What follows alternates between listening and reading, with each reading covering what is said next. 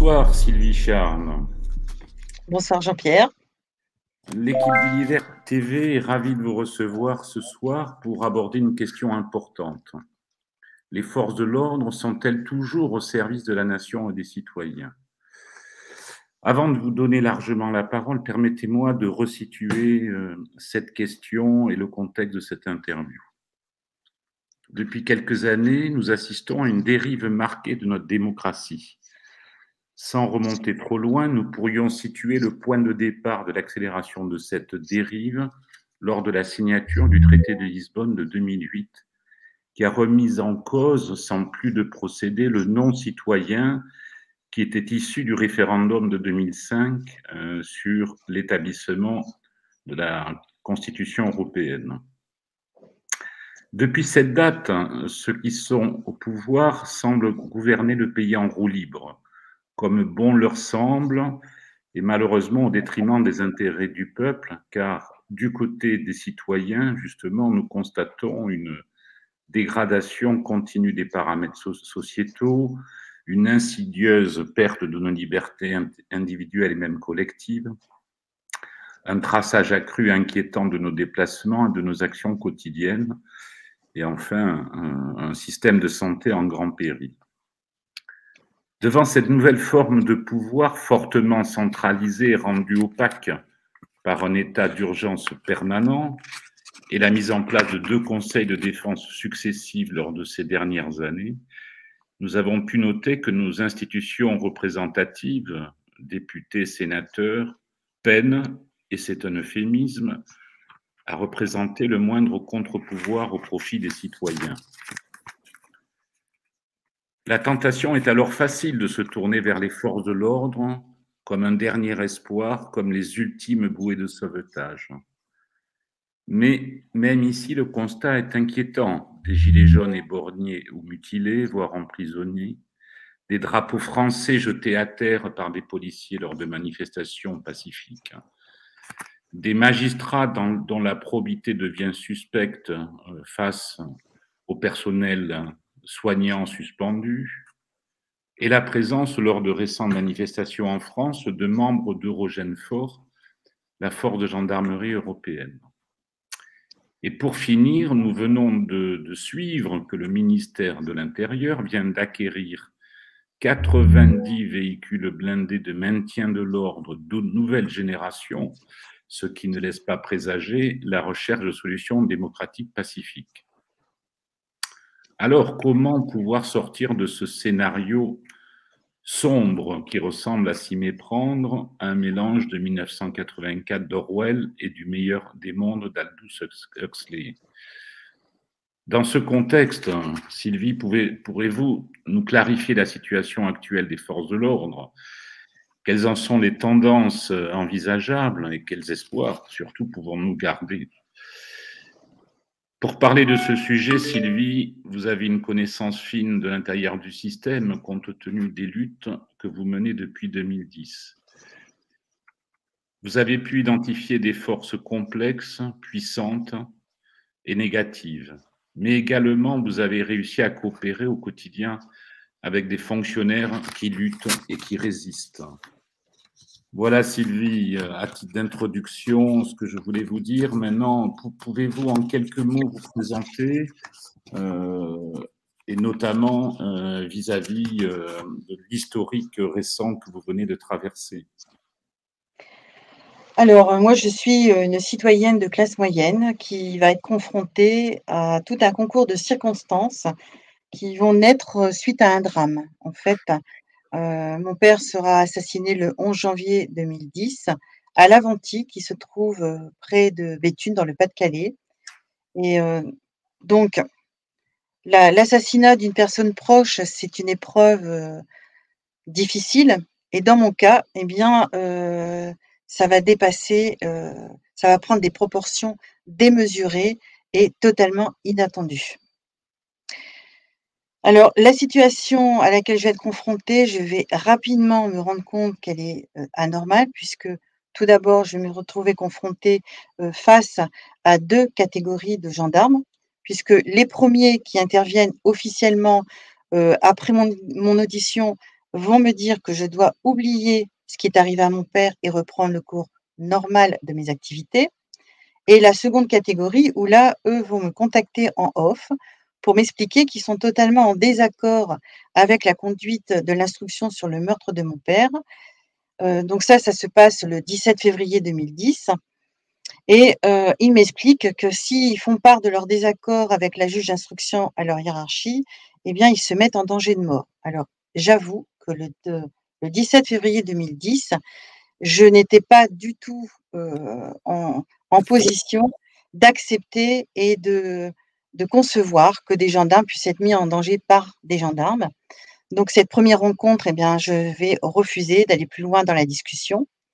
Mais ces gendarmes, eh bien, vont revenir, à la charge, après le 11 mars, puisque en parallèle, eh bien, il faut savoir qu'il y a tout un abattage médiatique qui s'est mis en place au niveau, local. Donc La Voix du Nord, l'Avenir de l'Artois, l'Écho de la Lys diffusent des informations, sur le meurtre de mon père, sachant que ces informations, beaucoup sont fantaisistes, enfin dans tous les cas ne correspondent pas à la réalité, pour devenir, à partir du mois de mars, eh bien, calomnieux, puisque en finalité, mon père devient, eh bien, Al Capone. C'est quelqu'un d'extrêmement dangereux.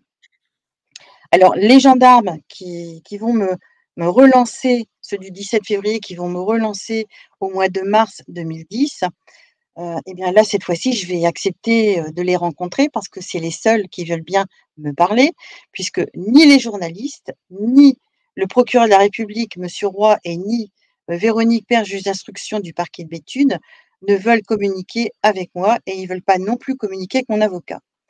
Et donc ces gendarmes vont m'expliquer que mon père, en fait, eh bien, pendant 20 ans, a été séquestré dans un réseau qu'ils qualifient de politico-mafieux, que son identité a été usurpée et que l'enquête a permis de mettre en évidence, eh bien, l'existence de liens entre ce réseau politico-mafieux et une organisation internationale, qui s'adonne à un trafic financier en collaboration avec le ministère des Finances publiques, qui lui-même travaille avec, le grand banditisme et le tout sous la protection du ministère de la Justice et du ministère de l'Intérieur.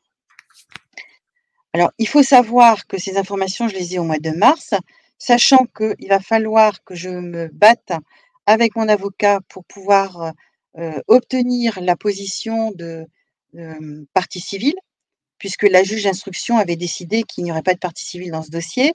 Mais comme elle n'a aucun motif à invoquer pour me refuser cette partie civile, je serai nommée donc partie civile au 1er février 2010. Sauf que, eh bien, pendant tout le temps de l'instruction du dossier, elle ne communique ni avec mon avocat ni avec moi. Par contre, elle communique avec les journalistes et elle nous bloque l'accès au dossier d'instruction jusque pendant à peu près 8 mois, ce qui fait que je vais pouvoir vérifier ce que les gendarmes me disent dans le dossier d'instruction, qu'à partir du mois de juillet, début septembre. Mmh. Donc voilà la situation à laquelle je suis confrontée. Alors c'est d'autant plus, alors il faut savoir que la question de mon père était un objet de discorde au sein de la famille avec ma mère et mes frères et sœurs.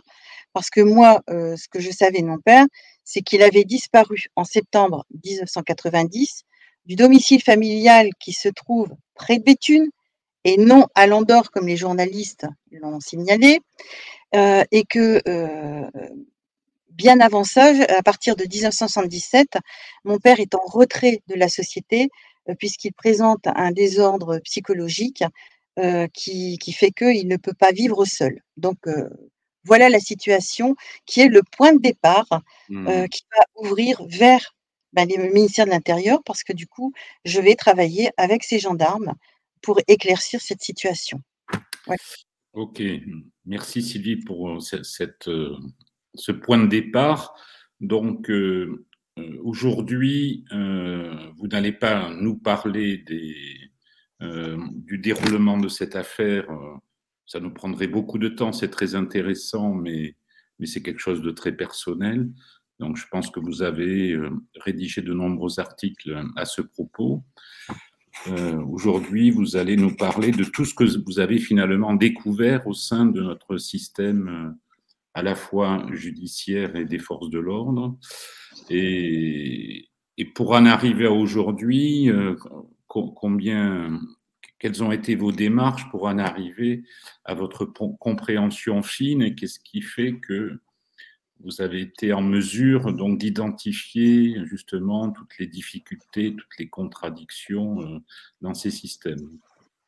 Alors, en effet, je ne vais pas, évoquer le dossier privé concernant, mon père, mais il faut savoir qu'au terme d'un travail de 10 ans, eh bien, on va parvenir à mettre en place, toutes les pièces du puzzle, puisque on se trouve alors ces pièces de puzzle, ils sont sous notre nez.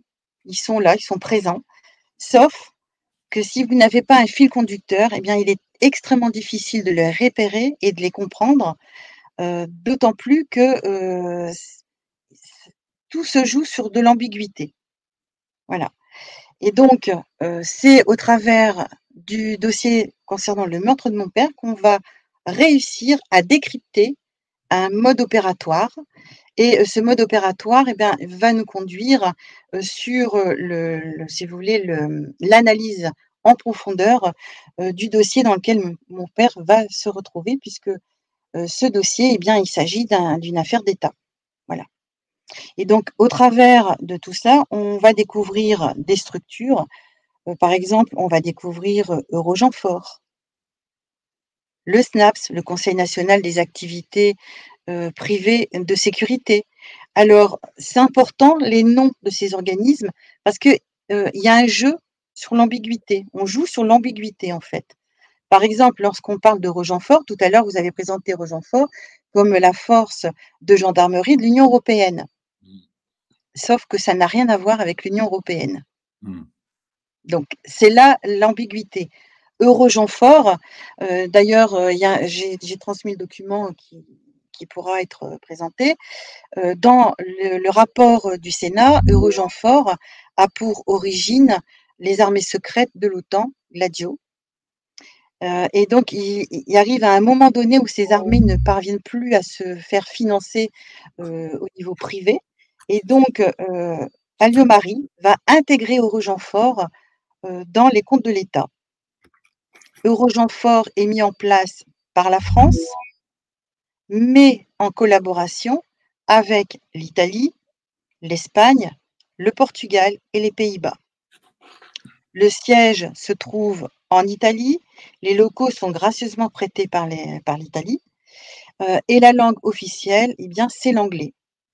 Alors, ce qui est important aussi de noter, c'est que cette armée, eh bien, a l'immunité. Alors, qui a donné l'immunité à cette armée? Ben, bonne question.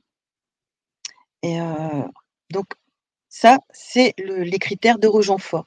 Et Eurogenfort est dirigé par un conseil, de ministres interministériels qu'on appelle le CIMA. Alors, ils ont aussi la possibilité d'intervenir dans tous les pays sans demander l'autorisation à l'État concerné. Voilà. Alors pour financer cette armée, eh bien, c'est là que le gouvernement français va geler des lignes de budget, ben, auprès de la gendarmerie et de la police. Voilà, donc c'est pour ça que notre gendarmerie, notre police va se retrouver, en difficulté parce que, ben, les budgets sont ils vont piquer dans les budgets du ministère de l'Intérieur et aussi des armées pour pouvoir financer, eh bien, cette armée parallèle, puisque c'est une armée parallèle. Avez-vous une idée du budget dont vous parlez, le budget français par exemple, pour Eurogenfort? Alors je vous avoue que de tête, non, j'ai pas l'idée, sachant que pour retrouver ça dans les comptes du ministère des Finances publiques, c'est très compliqué parce qu'en fait, ils jouent sur les intitulés des comptes. D'accord. Auparavant, on avait quelque part une espèce de comptabilité analytique. On pouvait définir, qui revenait à quoi, tandis que là, on parle de défense. Alors de défense, ben, on y met tout et tout ce qu'on veut, quoi. Donc c'est quelque peu compliqué. Et quelle est la mission officieuse alors d'Eurogenfort aujourd'hui? dit en quelques mots simples, facilement compréhensibles, quel est leur terrain de jeu, si je puis dire? Alors, des terrains de jeu, ils en ont plusieurs. D'après ce que nous, qu'on a pu observer et surtout la manière dont on a pu découvrir l'existence de Rochefort, c'est dans les pays comme au Mali, au Yémen. Ce sont donc ils interviennent de façon, comment dire, non en dehors du respect protocole en fait, et on les Mmh. retrouve eh bien, dans les liens, avec les terroristes, et compagnie, quoi. Donc, ce sont des personnes qui sont là pour mettre en difficulté la population et Mmh. l'État qui est en place. Le président malien en parlait il y a quelques jours de ce que vous évoquez. Bah, ce qui est quand même extraordinaire, c'est que, l'ONU, comme le Conseil de sécurité, comme la Cour pénale internationale, aucun ne parle, de Rochefort alors que, si on prend les comptes rendus du ministère, des Armées, par exemple les comptes rendus de monsieur Le Drian à l'époque, il mentionne des guerres, hybrides et les guerres hybrides, eh bien, c'est les guerres qui sont conduites avec nos armées conventionnelles et à côté, on a ces armées, heu, parallèles qui, OK. eux, n'ont n'ont pas du tout à respecter les règles en matière de militaire. Donc ils ont le droit de faire tout ce qu'ils veulent. La C'est un torture, peu la force Wagner, c'est ça? C'est c'est la même l'équivalent? chose. C'est la même chose, Wagner est une armée, dont le siège se trouve, en Argentine et qui fonctionne exactement de la même façon qu'Orogenfort. OK, OK. Et quel est le risque d'avoir ces gens-là sur, le combat, entre guillemets, contre les citoyens ou la répression des citoyens? Est-ce que c'est quelque chose qui est envisageable? Alors Certains ont été repérés, les écussons ont été vus, à Paris lors de certaines manifestations des gilets jaunes. Quel est votre point de vue là-dessus? Alors, Eurogenfort est déjà présent puisque de toute façon, ça fait partie, ça a été mis en place par la France, donc Eurogenfort est présent. Il est intervenu, en décembre 2018, sur les Champs-Élysées, et là, ça a été présenté une première fois comme étant les blindés de la gendarmerie, et ensuite ça a été présenté comme étant, les blindés, de l'armée de l'Union européenne. Mmh. Et là, les journalistes, enfin les médias, ont vraiment été, c'est des fake news de leur part, puisque l'armée de l'Union européenne s'appelle Eurocorps et de tous les cas, elle ne peut intervenir dans un pays que si à la demande de l'État concerné. Donc dans ce cas, cela aurait voulu dire que, c'est la France qui aurait fait appel à l'Union européenne pour stopper le mouvement des gilets jaunes. Mmh. Donc c'est inconcevable puisqu'on est un État démocratique et qu'en tant que citoyen, qu'on soit gilet jaune ou citoyen lambda, on a le droit de revendiquer nos droits puisque les, gilets jaunes avaient transmis tout un cahier de doléances, auquel, eh bien, le gouvernement n'a pas répondu et que monsieur Macron n'a pas répondu non plus. Parce que le courrier qu'il a rédigé, à la suite de ce mouvement n'a apporté aucune réponse aux revendications des gilets jaunes, soyons clairs. Mmh. D'ailleurs, on pourrait consacrer, 1 Oui, heure pour décortiquer ce courrier. absolument, absolument. Voilà. Ce n'est pas le propos du Alors, jour. il faut Mmh. savoir qu'ils ont rapidement retiré les blindés parce que, juste auparavant, en juillet 2018, il y avait eu la commission sénatoriale sur l'état des forces de l'ordre et justement, les gendarmes, eh ben, s'étaient plaints qu'ils n'avaient pas de moyens pour fonctionner. Donc ils ne comprenaient pas, d'où venaient ces blindés.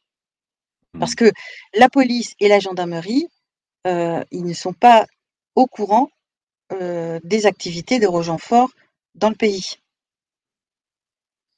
C'est piloté à quel niveau? Quelle est la structure de pilotage de cette armée parallèle, là?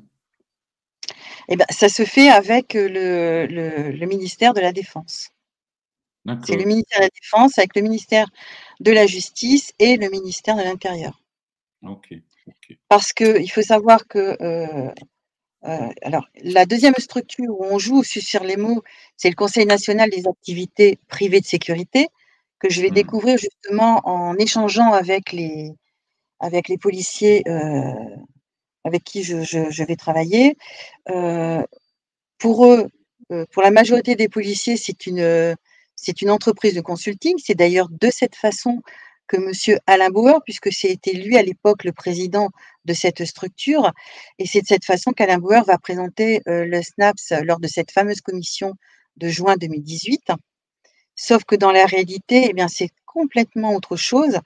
Et puis, je rappelle quand même que le privé et le public, c'est incompatible. Si on a un code privé et un code public, c'est parce que les, les, les finalités ne sont pas les mêmes. Mmh. Donc, il Alors, faut le penser, SNAP, je vous coupe Sylvie, mais le ouais. SNAP, c'est un gros morceau, si j'ai bien compris. Ah Vous ben, allez nous c'est quelque expliquer. chose qui va Ça prendre de signifie quoi? l'ampleur rapidement. Alors, il faut Mmh. savoir que Rochefort a été mis en place en 2010. Le SNAP va être mis en place pratiquement à la même époque. Et donc, il va se développer rapidement, puisque au début, il est présenté devant les députés et les sénateurs comme étant une structure qui ne viendra jamais se substituer aux opérations de police, et dont les personnels ne seront pas armés.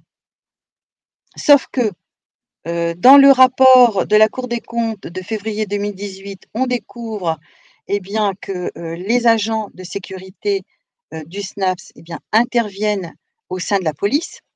Ils ont même accès à tous nos fichiers. On découvre aussi au travers de ce rapport, eh bien, que la Cour des comptes tire la sonnette d'alarme. Elle dit que le ministère de l'Intérieur tombe sous la domination du SNAPS, parce qu'il faut savoir que cette structure est mise en place en concertation avec le Conseil d'État et la Cour de cassation. Donc là, on n'est plus dans la séparation des pouvoirs, puisque Mmh. je rappelle que le rôle du ministère de la Justice, c'est de faire respecter les lois. En aucun cas, son rôle est d'intervenir pour la sécurité du territoire. Et alors là, c'est encore plus incompréhensible puisqu'on parle de sécurité privée et ces agents sont également armés. Et aujourd'hui, à l'heure dont je vous parle, ils ont, exactement les mêmes missions que la police et la gendarmerie. Ils ont le droit de vous contrôler, ils ont le droit, voilà. Par contre, ils n'ont pas le droit de se revendiquer de l'autorité publique. Alors que depuis mars 2022, il y a un décret, qui vient de sortir, d'ailleurs, on pourra vous afficher la référence de ce décret, dans lequel il est bien stipulé que le SNAPS dépend d'un établissement, d'une administration publique. Mmh. Il est écrit que les agents du SNAPS prêtent serment devant un tribunal. Alors, je rappelle qu'il s'agit d'employés privés. Ce qui signifie que les entreprises qui emploient ces agents de sécurité, eh bien, ne sont pas les dirigeants de leur personnel, soyons clairs. Mmh. C'est ce que ça signifie et d'ailleurs, on peut mettre, la différence entre le serment des agents du SNAPS et le serment de la police et de la gendarmerie. Alors, Sylvie, pour être encore plus concret, est-ce que le SNAPS, c'est un statut juridique particulier? C'est un regroupement d'entreprises? Ça fonctionne comment? Alors, tout d'abord, c'est une structure hybride puisque, un le ministre enfin, une administration publique ne peut pas être, l'employeur de salariés privés. Mmh. Donc ça, c'est une première chose. La deuxième chose, c'est qu'au niveau, on va dire, au niveau de la gestion de ces personnes, la particularité, c'est qu'ils ne dépendent pas des prud'hommes, mais ils dépendent du tribunal administratif et d'un conseil de discipline, qui est défini dans un code de la sécurité de l'intérieur qu'on vient ici de découvrir au mois de juin. C'est un Heu, droit sur mesure, hein, c'est ce que je comprends. Un droit ah social ben, sur mesure. Mmh. c'est un code de sécurité intérieure qui vient se substituer, à ce que nous connaissons au niveau du code de sécurité intérieure. C'est-à-dire que dans ce code qui fait 824 pages, on découvre qu'il n'y a plus de conseil de discipline pour la police. Par Mmh. contre, ils mettent en place des commissions paritaires. Il faut savoir que ce code est établi en fonction de la souveraineté d'État. Mmh. Donc, je rappelle que nous, on est une souveraineté nationale. Donc ce code n'est pas en conformité ni avec notre 5e République, ni avec notre Constitution, donc c'est important.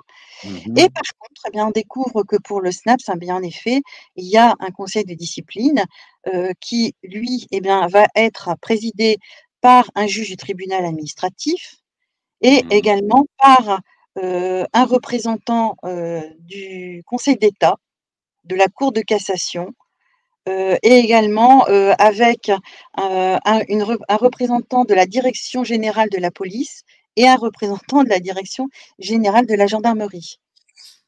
Donc C'est là, si j'ai bien compris, Sylvie, c'est une sorte de police parallèle privée qui échappe à toutes les règles habituelles en matière de juridiction, de droit social, et qui a un fonctionnement qui semble assez opaque, hein, si je comprends bien. Qu'en disent les autres, qu'en disent les gendarmes et policiers fonctionnaires de... alors déjà, ce que moi j'ai rencontré, les policiers et gendarmes que j'ai rencontrés, la majorité ne connaissent pas le SNAPS. Mhm. Ceux qui le connaissent, ils me disent: «Mais oui, si, c'est normal, qu'ils aient le port d'armes», ben, quand je leur explique: «Vous savez que pour avoir un port d'armes, il faut être assermenté, et les agents du SNAPS sont assermentés». Alors là, ça devient confus. Là, ils Mhm. se posent la question, ah oui, voilà. Il faut savoir également que, dans le rapport de la Cour des comptes de 2018, il était fait état, que le SNAPS embauchait, des personnes avec des casiers judiciaires.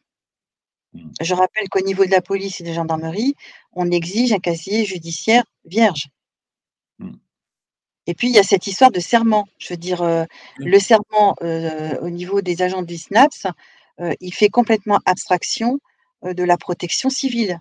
Mhm. Sauf qu'ils ont le droit, de vous fouiller, ils ont le droit de demander vos papiers, et puis en plus, en tant que citoyen, je veux dire, on n'est pas au courant. Mais ont-ils un uniforme particulier, ces gens-là? Comment on les Alors reconnaît? justement, dans ce code de sécurité intérieure de 824 pages, il est précisé qu'ils doivent avoir un numéro d'immatriculation, qui doit être totalement différent de celui de la police et de la gendarmerie. Mhm. Voilà, Mais c'est tout on ce ne qu'on dit rien sur l'uniforme. L'uniforme peut être le même.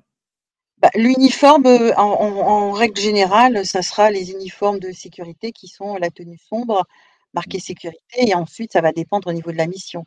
Ok. En ce qui me concerne, moi j'ai été confrontée, à la FRI, la force de réaction immédiate, qui est une structure qui a été mise en place en février 2018 à Lille, pour combattre la drogue. Mhm. Sauf qu'apparemment, ça c'est l'étiquette, c'est encore une fois une pub parce qu'ils font pas Mhm. ce qu'il faut. Ceci dit, quand j'ai été confrontée à ces personnes, je leur ai demandé de me présenter leur carte, de police puisqu'ils s'exprimaient, enfin, ils m'expliquaient qu'ils venaient de défoncer la porte, de l'appartement de mon fils, parce qu'ils étaient en mission, flagrant délit et que, l'appartement avait été dénoncé comme, abritant comment dire? Un stock de drogue.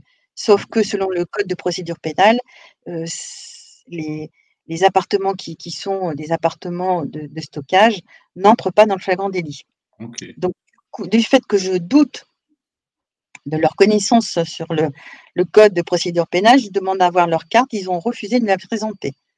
Donc pour moi, étant donné qu'ils n'avaient aucun signe distinctif, d'appartenance à la police nationale, pour moi, c'était pas des policiers. Ok. Alors, Sylvie. je vais quand même terminer. Concernant cette structure d'ailleurs, les policiers qui vont intervenir, pour aider mon fils, vont découvrir que cette structure est indépendante. Elle ne peut pas rendre de compte à la police nationale alors qu'elle est hébergée, à l'hôtel de police de Lille et elle a un accord avec le parquet de Lille pour fonctionner sans numéro de procédure et sans nomination des magistrats. Ce qui pose question, Hmm. parce que ça veut dire que si vraiment ils sont là pour stopper le trafic de drogue, s'ils arrêtent, bien un trafiquant, c'est un vice de procédure, donc c'est une annulation de l'arrestation. Et cette structure dont vous parlez, elle est identique juridiquement au SNAPS ou de nature similaire à celle du SNAPS ou a-t-on affaire là à des fonctionnaires? C'est Ben, l'Afrique? la question, c'est que, étant donné qu'on ne sait pas qui s'y trouve, Ouais. Ce qu'on sait, c'est qu'à l'époque, c'était le commissaire divisionnaire, c'était Monsieur Vulvéric, donc lui, il faisait partie de la police. Mhm. Maintenant, les personnes qui composent cette structure, à partir du moment qu'ils ne communiquent pas avec les autres policiers, Ok, on ne sait pas. oui, en effet. Pour revenir au sujet du serment très spécifique du SNAPS, où on se rend compte que il y a une police qui, selon les textes, doit être doit servir les citoyens, protéger les citoyens. Et là, on se rend compte que, si j'ai bien compris ce que vous disiez, que dans le cas du SNAPS, le citoyen a totalement disparu au profit de l'État. Et donc, on a affaire à une structure qui est là non plus pour défendre les citoyens, si j'ai bien compris, mais pour défendre l'État, ce qui est quand même Alors, déjà très la, différent. prol- la problématique déjà, c'est que cette structure a un fonctionnement hybride, donc illégal et anticonstitutionnel, c'est une première chose. La deuxième chose, dans leur serment, c'est vrai qu'il n'est pas précisé qu'ils sont à la protection des biens et des personnes. Donc, Mm. on ne sait pas, d'ailleurs, on ne sait pas à qui ils prêtent serment. Euh, et l'autre problématique, c'est que ces agents sont, comment dire, euh, ont un fonctionnement réglementaire qui est défini par une administration publique, Mhm. mais par contre, on n'a aucune idée en cas d'accident provoqué par ces agents, qui prend la responsabilité d'un éventuel dédommagement. Admettons que des agents du SNAPS eh bien, interviennent dans une bagarre quelconque, qui sort leur arme et tirent et blessent quelqu'un. Qui prend en charge? Ben, on n'en sait rien. Ok. Alors, qui, selon vous, a réussi ce tour de force à créer une structure, on va dire, parallèle? Qui rédige les textes? Qui s'est occupé de ça? Quelle est votre analyse sur la genèse de cette organisation et de son fonctionnement? Eh bien, disons qu'on est remonté très très loin, parce que figurez-vous que comme on va parler de Rochefort, on va parler de la Deuxième Guerre mondiale. Et donc, je vais avoir l'occasion d'échanger avec des personnes qui vont avoir accès à une partie de la déclassification des documents de cette guerre. Et on se rend compte que quand notre constitution a été mise en place en 1958, lorsqu'il a été décidé de demander au peuple de valider son accord pour la constitution, pour qu'on prenne la souveraineté nationale, eh bien, les politiques qui ont lancé ce projet étaient très peu nombreux. Et par contre, en face, il y avait des personnes qui étaient contre. Et l'histoire veut que l'une de ces personnes qui était fondamentalement opposée à cette souveraineté nationale, eh bien, va à un moment donné se retrouver président de la République. Il s'agit de Monsieur François Mitterrand. Et donc, Monsieur Mitterrand, qui va prendre la présidence de, de, de la France, va avoir un adjoint qui s'appelle Jacques Attali.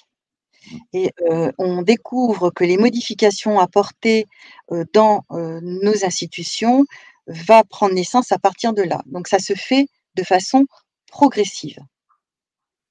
Donc on sait qu'aujourd'hui, dans notre fonctionnement national, on a des meneurs et on a des personnes qui sont abusées, manipulées, voire contraints de suivre, de travailler pour ce réseau. Mhm. Voilà. Et du coup, pouvez-vous nous parler de ces fonctionnaires de police et gendarmes qui finalement continuent à croire dans l'idéal de leur métier? On a parlé du côté un peu plus sombre et opaque, hein, de ces nouvelles institutions qui sont très inquiétantes, hein, à vous Oui. écouter.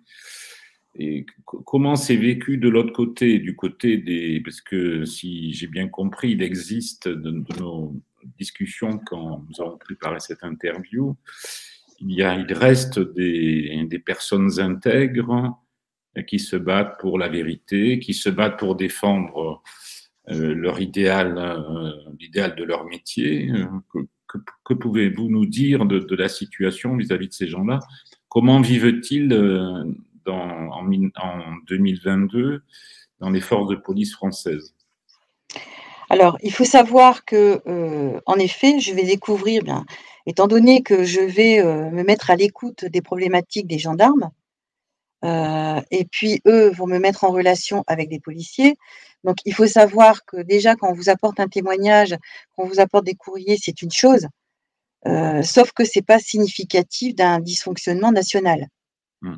Donc mon objectif, eh ben, ça va être d'aller plus en profondeur, de rentrer dans le système. Alors au niveau de la gendarmerie, ce sera pas possible parce que même si la gendarmerie aujourd'hui est rattachée au ministère de l'Intérieur, ça reste un fonctionnement militaire. Donc voilà. Par contre, au niveau de la police, là, je vais pouvoir assister, des policiers bénévolement, bien sûr, et mon objectif, c'est de voir à quel niveau et comment on est en mesure, comment dire? De malmener, nos fonctionnaires. Et là, eh bien, je découvre, tout d'abord des personnes, qui jouent sur leur position. C'est-à-dire que, ils sont de la police. Donc moi, la première fois que j'interviens, c'est dans une commission de réforme et quand je m'exprime, on me dit: «Oui, mais madame Charles, chez nous, c'est pas comme ça». Alors je leur dis: «Chez vous, c'est qui?» Bah, ils me disent: «Ben, c'est chez nous, c'est la police». Alors je dis: «Vous savez quand même que, là, aujourd'hui, toutes les administrations publiques, sont, régies selon le code du travail», ce qui n'était pas le cas avant, hein. Ça s'est confirmé et affirmé à partir de 2014. Toutes les administrations doivent se conformer, au code du travail comme celui des salariés, ce qui Mmh. fait que, ça impose que l'État, comme tout employeur privé, doit veiller à la santé et à la sécurité de ses fonctionnaires. Eux, ce qu'ils ont en plus dans la fonction publique, c'est qu'ils peuvent avoir un code de déontologie, comme celui qui existe au niveau de la police, qui vient renforcer certains points, les points sur la réserve, sur la probité, mais également sur le fait qu'ils doivent veiller, à la compétence, de chacun, de leurs fonctionnaires. Alors ça, c'est une première chose. Ce qui fait que là, eh bien, ça calme un peu le jeu, mais ceci dit, je suis confrontée à des personnes qui, parfois, sont à des postes à responsabilité et qui n'ont aucune compétence dans le domaine. Mmh. Ça, Ça me fait penser à d'autres secteurs. On parlait de la très santé. embêtant. Des technocrates, est-ce qu'on peut les comparer aux technocrates de la santé ou Alors, en des toute franchise, administratifs? Quand je dis technocrates, c'est l'administration. bah, c'est des administra en fait, si vous voulez, ce qu'ils mettent en place, enfin, ce qui a été mis en place de façon progressive, c'est ce qu'on appelle un management par la peur. Mmh. Donc un management par la peur, moi j'en avais déjà entendu parler et j'en avais vu à l'œuvre dans les grands groupes. Mmh. Absolument. Mmh. Alors, contrairement à ce qui s'est dit, parce qu'il y a énormément de fake news, il faut savoir qu'un management par la peur, ça n'a pas pour résultat, d'augmenter, le profit. Parce qu'un management par la peur, ça coûte excessivement cher, alors financièrement et humainement. Parce que, quand vous êtes confronté à ce genre de fonctionnement, vous allez très, très vite vous en rendre compte. Il suffit de regarder, de faire l'analyse, du suivi, des fonctionnaires. Quand vous voyez une administration où vous avez un taux d'accident du travail en augmentation, un taux d'absentéisme en augmentation, un taux d'arrêt maladie en augmentation, un taux de demande de mise à disposition en augmentation, un taux de démission en augmentation, c'est qu'il y a un problème dans le management de l'administration. Mmh. Et ce que je viens de vous dire là, vous allez le retrouver au ministère de l'Intérieur, au ministère de la Justice, au ministère de l'Éducation nationale et également dans le ministère de la Santé Mmh. et dans les collectivités, collec collé dans les collectivités territoriales. OK. Il y a un malaise Mmh. parce que, le point central, la gestion qui est diffusée, les directives qui sont données ne sont plus dans le respect des lois et des règles. Mmh. Ce qui fait que vous avez des personnes qui, enfin, mettez-vous à la place, de la personne à qui on va lui donner le fameux code de sécurité qu'on a mmh, découvert en 2022, pourquoi voulez-vous qu'il remette en cause alors que c'est son supérieur hiérarchique qui va lui donner? Il mmh, va bien se rendre compte que les articles sont pas rédigés, correctement, mais on lui demande de l'impliquer, de l'appliquer, il va l'appliquer. mmh, Et puis il y a un autre problème qui rentre en jeu, c'est que, il y a aussi le rôle des syndicats. mmh, Quand je vais me rendre compte que les difficultés rencontrées par les gendarmes sont les mêmes que ceux rencontrés dans la police, alors que dans la police, il y a des syndicats, la mmh. question se pose. Que Donc aujourd'hui, font-ils? on a Mmh, des syndicats et d'ailleurs je leur ai dit, parce que j'ai assisté à un conseil, de discipline le 28 juin 2022, je l'ai dit puisqu'il y avait les représentants des syndicats, j'ai dit: «Mais messieurs, vous n'êtes pas en phase avec vos obligations. Les syndicats, qu'ils soient privés ou publics, leur rôle premier, eh bien, c'est de veiller à ce que la les règles soient respectées pour tous les membres du personnel mmh. et ils doivent veiller à ce que, ces règles soient en conformité avec notre réglementation en vigueur». D'accord. Ce qui n'est plus le cas aujourd'hui, hein, je veux Mmh. dire. Ça et du coup, quel est votre constat, vis-à-vis des forces de l'ordre opérationnelles, hein, donc celles que vous côtoyez? Quel est le comment vivent-ils cette situation? Sont-ils Alors, conscients Yves de alors, de ceux cette qui sont derrière moi sont renforcés parce qu'ils ont une meilleure lecture de la situation, ce qui n'était pas le cas lorsqu'on s'est rencontrés en 2010. vous les Heu, avez éclairés en quelque sorte, Sylvie, c'est ça? alors je vais pas dire que je les ai éclairés, non. Éveillés. Non, disons que ce qui a joué, c'est que moi j'ai apporté un regard nouveau parce que moi j'étais pas dans leur système. Ils sont dans Mmh, un système, qui est, un système où ils sont piétinés, broyés, mmh, et puis ils sont dans la peur, l'incompréhension et la peur. mmh, Parce que quand ils voient, leur collègue à côté, qui intègre, qui fait son travail, qui est mis au placard ou qui est victime de harcèlement ou encore qui se suicide, hein, parce qu'il faut quand même, être clair. Moi, j'ai des policiers, des gendarmes qui sont convaincus que certains de leurs collègues ont été exécutés. ah oui. Donc on est quand même en France, dans un pays de droit où on a supprimé la peine de mort et on se retrouve face à des fonctionnaires qui ont été Mmh, exécutés. Ceci dit, vous prenez le cas de mon père, il a été exécuté, mon père. mmh, Puisque si on prend l'origine au départ, ils vont commanditer son suicide, sauf que mon père va mmh. pas accepter, va se défendre et ça va transformer en meurtre. OK. Donc on est quand même, dans une attaque interne qui est faite, par les personnes, ce qu'on appelle en col blanc. OK. Alors il y a tout un Alors jeu, il y a le jeu de l'ambiguïté puisqu'on prend mmh, Eurogenfort, on prend le Snaps, on joue sur les mots. Je veux mmh, dire, il y a tout ce jeu-là. Il y a le fait aussi qu'il y a un travail de cloisonnement qui est fait. mmh.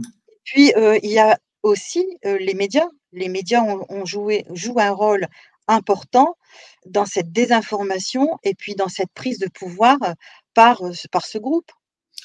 Oui, ce que vous illustrez, Sylvie, d'une certaine manière, c'est ce qu'on va retrouver, dans d'autres secteurs de la société. On parlait de la santé, mais l'éducation nationale, c'est un petit peu la même chose, ce qu'on entend. Il y a, comment dire, une information ou des directives descendantes et il n'existe plus de capacité, possible d'expression au niveau opérationnel. Et donc, c'est un peu comme un marteau pilon là, qui écrabouille un peu des opérationnels, et ce à quoi ça me fait penser. Bah, en Euh, fait, si vous voulez, ça ressemble à ce qui s'est passé en Allemagne avant la déclaration de la guerre, où il y a eu toute une désinformation qui s'est faite, via les médias sur la population. Ce qui mhm, fait que, il y a des décisions qui sont prises en haut, qui sont mhm, répertoriées à différents niveaux, mhm. mais qui refusent toute remontée, tout refus. Oui, oui, c'est ce que beaucoup appellent de l'ingénierie sociale, hein, donc c'est Oui, c'est de la ça. grande manipulation.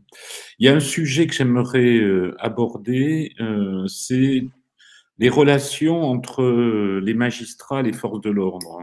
Parce que je sais que vous avez une expérience sur le sujet. Quelle est votre vision justement de ces deux systèmes, a priori de facto indépendant. Mais qu'en est-il de la situation aujourd'hui? Alors, c'est pareil, c'est que progressivement, on s'aperçoit que, le ministère de la Justice vient s'immiscer dans le fonctionnement du ministère, de l'Intérieur. Alors déjà, ce sont des magistrats qui vont nommer les directeurs d'enquête. Ce Mhm. qui fait que le directeur d'enquête, qu'il soit de la police ou de la gendarmerie, va se retrouver avec un supérieur, qui est un magistrat. D'ailleurs, quand moi je suis allée déposer plainte, pour dénoncer le comportement des magistrats, auprès des commissariats, j'ai passé 3 jours pour trouver un commissariat qui veuille bien prendre mes plaintes. Aucun ne voulait les prendre parce qu'ils m'ont dit: «Mais on peut pas, les magistrats, ce sont nos boss» Mhm. et non, normalement, non. Le magistrat ne doit Mhm. pas être, ne peut pas être, à la tête d'une enquête pour plusieurs raisons. Parce que de un, il n'a pas la connaissance de l'environnement, du terrain, de beaucoup de choses, et puis à quel titre il va prendre la décision, d'ouvrir une enquête, d'entendre, d'auditionner un tel, enfin c'est il y a un non-sens. Alors on fait croire, les médias font croire que c'est, la police et la gendarmerie qui prend des décisions sur les plaintes. C'est encore une fois faux. Aujourd'hui, il y a un magistrat qui filtre les plaintes et ils ont des directives, et ils vont mettre de côté les plaintes qui les dérangent et prendre celles qui veulent bien instruire. Je veux dire, nous ici à Lille, celui qui faisait ce tri, c'est monsieur Mhm. Foire. C'est lui qui bloque les plaintes et il sait lesquelles qu'il doit bloquer et celles qu'il ne doit pas bloquer. Il est Donc là, omnipotent et lui-même a été mis en place par qui, cette personne? Qui l'a désigné? alors là, vous apportez un point important, c'est Mhm. que, heu, ce que je trouve extraordinaire, c'est que, les syndicats des magistrats ne dénoncent pas l'imposture, heu, ben, des personnes qui sont présidents de la Cour de cassation et procureurs, de cette même cour. Mhm. Que je vous explique pourquoi. Eh bien, on a découvert en cherchant à comprendre, alors déjà, si vous alors, comme on dit, les écrits restent, hein. Si vous vous plongez dans ce qui s'est passé précédemment, souvenez-vous quand il y a eu, comment il s'appelle? François Hollande, qui a sorti, qui n'a pas été très correct vis-à-vis des magistrats. On a vu défiler, devant, dans nos postes de télé, monsieur Marin et monsieur Louvel qui à l'époque étaient présidents de la Cour de cassation et procureurs, de cette même cour. C'est de cette façon qu'ils ont été présentés.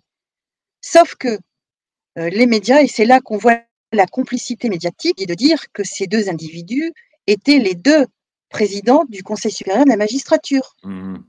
Or, on a un principe de droit, puisqu'on est une démocratie, le principe de droit veut qu'on ne peut pas être juge et partie. Mhm.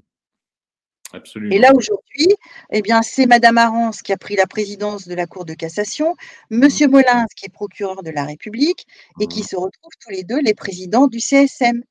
Et monsieur Molins qui se retrouve être le procureur, eh bien, qui va prendre la décision si on poursuit, le président de la République ou un membre du gouvernement au niveau de la Cour, suprême, Ok. voilà. Donc C'est du la boucle est bouclée, c'est eux travail en qui font famille, le hein. choix. Voilà. Voilà. C'est la grande Et famille. alors, les Mhm. magistrats qui ne marchent pas dans ce fonctionnement, qui sont respectueux des lois, on va les bouger de place, tous les 3 ans, on va leur faire des pressions.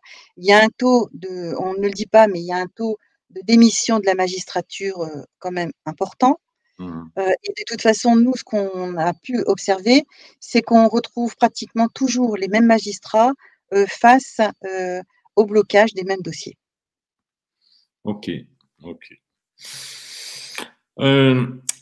Sylvie, juste sur le même sujet, il y a une réforme en cours vis-à-vis de la police judiciaire qui est en pleine discussion, entre guillemets, parce que pour certains, les jeux sont faits. Vous, vous pouvez nous expliquer ce qui se passe, parce que Eh bien, visiblement, c'est déjà en place de façon non définie, c'est-à-dire, qu'aujourd'hui, nos structures, de police et de gendarmerie n'ont plus du tout la main sur le suivi des enquêtes puisque tout va être regroupé, et donc il y a plus de ils ont plus d'autonomie. Et il Voilà. n'y a plus de spécialisation, c'est ce que je comprends, c'est la fin Il de n'y la a plus de spécialisation, mais il n'y a plus d'autonomie non plus. il y a Les plus de directives vont partir d'un point central, donc tout ça, c'est en faveur de la criminalité. de la grande Exactement, de la criminalité exactement. complexe, quand vous dites De criminalité. la grande criminalité, en sachant que c'est déjà le cas aujourd'hui avec ce que certains appellent la politique du chiffre. Il n'y a pas de politique du chiffre. Mmh. Ça, encore une fois, c'est une ambiguïté. On joue sur les mots. Parce Ouais. que, là aussi, c'est important de l'expliquer, c'est que, d'ailleurs, Maggie Pekuski, la présidente de l'association Police en colère, qui était intervenue à cette fameuse commission de juin 2018, l'avait Mmh mh. signalé, elle préférait s'attaquer aux vrais criminels plutôt que de passer son temps à courir à arrêter les dealers, les petits dealers ou les guetteurs de drogue. Mmh. Parce qu'en fait, cette politique du chiffre, c'est-à-dire que plus vous faites d'arrestations, plus, certains touchent des primes. Mmh. Ce qui fait que, si on réfléchit bien dans le système qui est mis en place, étant donné que vous touchez des primes qui peuvent aller, au-dessus de 50 000 € quand même, c'est quand même pas rien, Ah oui. heu, vous avez pas intérêt à ce que la criminalité s'arrête. Mmh. Parce que vous avez pas des primes en fonction de l'importance de la personne que vous arrêtez, Mmh. mais en fonction du nombre. Mmh. Donc si vous arrêtez, 10 guetteurs, dans un réseau de drogue, vous allez toucher votre prime. Vous arrêtez un dealer de drogue, vous n'avez pas votre prime. OK. Mais dites-moi Sylvie, nos gouvernants sont-ils si naïfs que ça pour laisser comment dire, se comporter, le plus correctement possible la grande criminalité? Comment vous expliquez ça? Ils n'ont pas un intérêt, nos gouvernants? Alors, là, on va aller beaucoup plus loin, on va monter beaucoup plus haut, on va aller au niveau international. Mmh mh. En fait, on découvre que si on veut être vraiment objectif, si la 2e guerre mondiale s'est arrêtée, elle s'est arrêtée, oui et non. Elle s'est arrêtée, dans les échanges de coups de feu, Mmh. mais elle a continué dans la manipulation. Il faut savoir que, on découvre en fait, qu'il y a un groupe d'individus, qui ont qui ont décidé, et bien qu'ils pouvaient, devenir, les dirigeants, heu, des pays de l'Union européenne. Voilà. Mmh. Alors, le problème, c'est que pour pouvoir, heu, en fait, ils ont besoin pour ça de gangréner les États en place. Pour gangréner les États, il faut infiltrer des personnes. Sauf que ça a un coût. Mmh. Donc ils ne peuvent pas, parce qu'à un moment donné, il y a des limites, comme là, au niveau d'Eurogenfort, quand ils vont intégrer Eurogenfort, ils vont présenter parce qu'il y a l'extrait du Sénat sur l'intégration d'Eurogenfort et après à côté, il faut lire les rapports, qui ont été validés par les députés. On leur a pas présenté, le Eurogenfort comme étant une unité militaire. Mmh. On leur a dit qu'ils venaient en supplément, en aide à la gendarmerie. Mmh. Ah oui, mais c'est tout un jeu de Nos députés sont très naïfs visiblement. tout un jeu de dupes, de manipulation, Mmh. c'est voilà, c'est ouais et alors, il y a un député meneur, bien entendu, qui dit: «Si, si, il faut, ça va nous permettre de» et cetera, les autres signent. Mmh. En fait, voilà, on est un peu dans un système de moutons. Enfin, c'est beaucoup plus complexe que ça parce on découvre qu'il y a des structures qui sont en place depuis très, très longtemps, qui interviennent et donc il faut avoir de l'argent pour payer des complicités, pour pouvoir mettre en place, heu, des comment dire? Des moyens de pression, des kidnappings, Mmh. des enquêtes machin et cetera et donc ils ont besoin pour ça d'argent, rapide et le moyen qu'ils vont trouver, c'est de travailler avec, le grand banditisme. C'est pour ça qu'au niveau du terrorisme, vous retrouvez exactement la même chose parce que ceux qui sont dans le terrorisme sont les mêmes, qui aujourd'hui, ben, sont en train de mettre la France par terre. Et là, on reboucle d'une certaine manière avec votre affaire personnelle, hein, votre Oui, affaire privée, voilà. oui, parce que dans le dossier de mon père, en fait, eh bien, Mmh. les trafics, c'est blanchiment d'argent, financement du terrorisme, détournement de fonds publics. On y est en plein, Heu, on y est en plein. on est dedans. Ok. Sylvie, ça fait déjà un petit moment que nous sommes ensemble. Donc, j'aimerais peut-être résumer, parce que si on prend un peu de recul, la situation est pas folichonne, hein, des forces de l'ordre, plus la magistrature. On a l'impression que, comment dire, il y a le monde d'en haut et le monde d'en bas, et le monde d'en haut ne veut pas beaucoup de bien au monde d'en bas, pour Alors, simplifier. ceux Donc, qui ne veulent pas de bien sont en minorité. mais Aujourd'hui, ils sont là-haut. ils sont là-haut, mais leur force aujourd'hui, c'est que toutes les informations que je viens de vous donner ne sont pas divulguées. Mhm. Aujourd'hui, vous n'avez pas entendu qui que ce soit dénoncer le SNAPS. Non, Vous non, n'avez c'est pas entendu, possible. j'entends encore que Eurogenfort, c'est de l'Union européenne. Non, c'est pas de l'Union européenne. Donc tous ces structures-là, tant qu'ils ne sont pas dénoncés, tant que ça s'est pas mis à jour, eh bien, c'est favorable pour cette poignée. Demain, plus on en informe, plus Mhm. il va y avoir de personnes qui vont nous rejoindre et puis surtout, ça va permettre aux personnes comme à la police, aux gendarmes et aux militaires, parce qu'il ne faut pas oublier que les militaires sont aussi dans une situation extrêmement difficile, hein. Mhm. Parce que là aussi, il y a beaucoup à dire par rapport à ce qu'on a découvert dans le fonctionnement, du ministère de la Défense. D'ailleurs, aujourd'hui, ils passent, de la publicité pour recruter parce Mhm. depuis maintenant, une dizaine d'années, il y a une hémorragie, dans, nos armées à cause de ce qui s'y passe.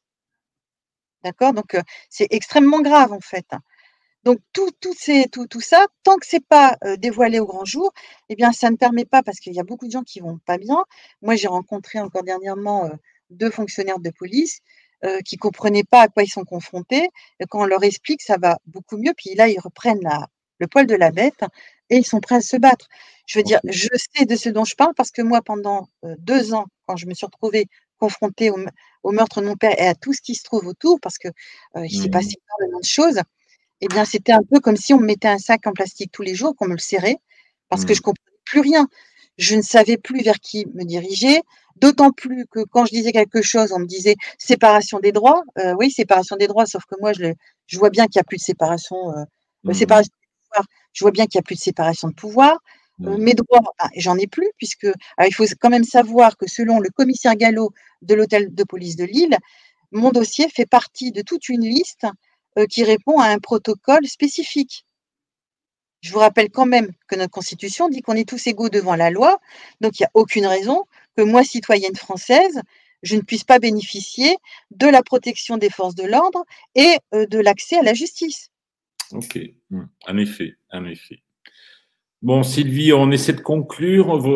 Comment on peut donc, en conclusion, donnez-nous des raisons d'y croire, hein, d'espérer qu'on va s'en sortir. Alors déjà, nous, on va dénoncer, le préfet, monsieur Tirode, délégué, Nous, qui a quand vous mis en dites application. nous, Sylvie, c'est qui Pardon? nous? Quand vous dites nous, vous parlez Alors de nous, bah, c'est moi et le brigadier chef de Monchy avec un autre policier qui lui aussi est victime du même fonctionnement, de ce préfet, en sachant que nos cas à 3, Mhm. ne sont pas des cas isolés, mais la différence, c'est que nous, on travaille sur le dossier et on a des éléments concrets qui Mhm. démontrent les attaques qui sont portées contre le citoyen, parce que moi je suis citoyenne, et contre Mhm. les forces de l'ordre, puisque le brigadier chef de Monchy et le gardien de la paix Slimani, sont des policiers. Mhm. Voilà, mis en difficulté, par leur administration, avec un préfet qui est monsieur Tirode, qui justement a mis en application ce code de sécurité intérieure qui nous est inconnu et qui Mhm. va réussir à nous présenter ça comme un conseil de discipline. Mhm. Et donc, quand moi je vais soulever la question, parce qu'un conseil de discipline, ça a un caractère juridictionnel, on va me dire: «Si, si, si, il y a un texte», sauf que j'attends toujours après le texte. Il a pas osé me le présenter parce que c'est sûr et certain, non, un conseil de discipline, c'est pas un préfet qui peut présider un conseil de discipline et encore moins rédiger le rapport disciplinaire. Parce qu'encore une fois, il rédige le rapport disciplinaire et puis en plus il préside. Non mais que, c'est Alors, formidable. absolument. Et de manière globale, quel conseil donneriez-vous aux citoyens pour freiner ces dérives ou contrer cette dérive un peu totalitaire, hein? Un peu, carrément totalitaire. Mmh. Eh bien, il faut déjà par rapport aux éléments que j'ai présentés, il faut prendre tous ces éléments et il faut les communiquer largement. Donc là, c'est ce que nous, on est en train de faire, on communique. Et puis d'ailleurs là, il y a un communiqué qui va être préparé, je vais vous l'adresser. Ce OK. communiqué est adressé aux 17 personnes qui ont siégé au conseil de discipline, Mmh. où on leur rappelle nos textes, puisque je rappelle qu'on est toujours sous la Ve République, on est toujours sous notre constitution et il faut s'accrocher à notre constitution de 1958 parce qu'elle nous donne des droits, inaliénables et que c'est nous qui avons la souveraineté de la nation. Il faut surtout pas qu'on l'enlève parce que si on l'enlève, eh bien, on perd tout. Donc il OK. faut revendiquer cette constitution. Il faut revendiquer notre statut de citoyen parce que je rappelle que, en tant que citoyen, nous avons l'obligation de dénoncer tout crime, tout délit. Ne pas se présenter comme alerteur parce que les alerteurs, ben, ils ont un texte de loi qui est très restreint. Déjà, Ah, il faut vraiment avoir le statut, enfin, rentrer dans les lignes de l'alerteur et en plus, c'est restrictif. Vous ne pouvez pas tout dénoncer. mmh. Donc si vous ne pouvez pas vous mettre en danger, vous êtes citoyen puisque officiellement, on est toujours sous notre constitution. Mmh. Qu'est-ce qu'il y a encore? Ah oui, il ne faut pas parler de désobéissance civile, non. En France, il y a pas de désobéissance, il y a pas d'obéissance parce qu'encore une fois, on a la souveraineté nationale. Absolument. On Donc doit par résister. On doit voilà, résister. il faut se présenter comme résistant selon l'article 2 de notre déclaration des droits de l'homme et du citoyen. Et si Excellent. un juge, un policier ou un ministre ou même le président de la République, eh bien, vous attaque parce que vous revendiquez votre droit à la résistance, Mmh. c'est lui qui est en défaut, c'est lui qui est dans l'illégalité. Et aujourd'hui, je Mmh. rappelle également que selon notre code de procédure pénale, que ce soit monsieur Macron, monsieur Darmanin, Brigitte Julien qui est maintenant remplacée par madame, Lecuyère, je ne sais plus quoi, Oui, bon. la magistrate. Donc, Mmh. ces personnes-là sont dans l'illégalité puisqu'ils ont pris des fonctions, mais ils les ont détournées pour des intérêts qui ne sont pas ceux de la nation. Et ça, on peut le démontrer concrètement Mmh. par les structures qu'ils ont mis en place, par les décisions qui ont été prises, et puis par ce fameux code de sécurité intérieure qui ne répond plus à la protection des citoyens. Voilà. OK. Bon, Sylvie, un très, très grand merci. C'était très Merci à toi. intéressant. Vous êtes, comment dire? Un puits de connaissances dans le domaine. Je pense qu'on peut faire plusieurs émissions comme ça Oui, et parce qu'il y a beaucoup de points à à élargir, à absolument, aborder. absolument. Mais je pense que déjà, j'espère que, la vidéo, malgré sa durée, aura intéressé, ses spectateurs et que vous serez vus le plus possible afin que vos idées soient diffusées. Alors, Merci. ce sont pas Oui, alors je suis désolée, je suis très à cheval sur le vocabulaire. Ce ne sont mmh, pas mes idées, ce sont des éléments concrets qui sont diffusés oui, et donc absolument. ce que j'espère, c'est que suite à cette vidéo, eh bien, beaucoup vont prendre le relais et vont diffuser aussi ces informations qui sont là, sous notre nez. Il faut les prendre, Mmh. et diffuser. OK. Bon, super. Encore une fois, un grand merci et à très bientôt, Sylvie. Merci à vous. À bientôt. Bonsoir.